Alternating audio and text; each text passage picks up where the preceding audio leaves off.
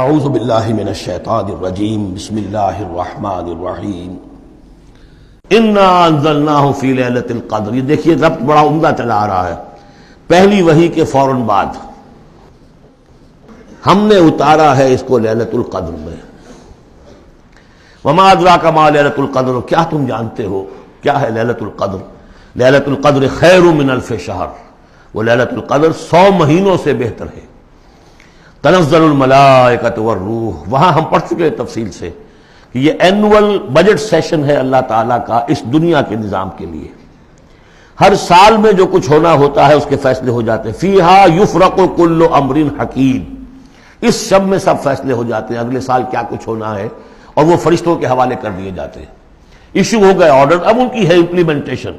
یدبر الامر من السماء الى الارض ثم یعرج الیہ، فرشتے جو ہیں امپلیمنٹ کرتے ہیں ان احکام کو، اور پھر وہ رپورٹیں جو ہے واپس پہنچتی ہیں۔ تو اسی رات میں قرآن مجید کے نزول کا آغاز ہوا۔ تنزل الملائکۃ والروح فیہا باذن ربہم، اس رات میں اترتے ہیں فرشتے بھی، اور الروح روح الامین، روح القدس، وہ کہ چونکہ ان کا ذکر عام طور پہ علیحدہ اس لیے کیا جاتا ہے جو ہم 2 دفعہ پڑھ چکے ہیں۔ علمہ شدید القویٰ ذو مرۃ فاستویٰ، تو ان کی خاص شان ہے فرشتوں میں کہ مطاع ہیں، مطاع ثم امین، ان کے سردار کی حیثیت رکھتے ہیں۔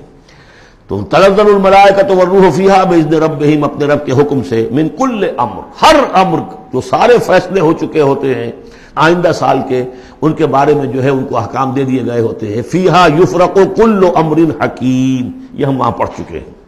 سلام، اور یہ رات جو ہے اللہ تعالیٰ نے پھر اس کی برکات ایسی رکھی ہیں کہ اگر اس میں کوئی شخص جو ہے اللہ کا خاص طور پر عبادت گزار بندہ جو ہے اس سے دعا کرے تو اللہ تعالیٰ اس دعا کو قبول کرتا ہے۔ عبادت کا جو اجر و ثواب ہے وہ اس ایک شب کا وہ 1000 مہینوں کے اجر و ثواب سے بڑھ جائے گا۔ ہی حتی مطلع الفجر، یہ فجر کے طلوع ہونے تک یہ رات ہے۔ صدق اللہ العظیم۔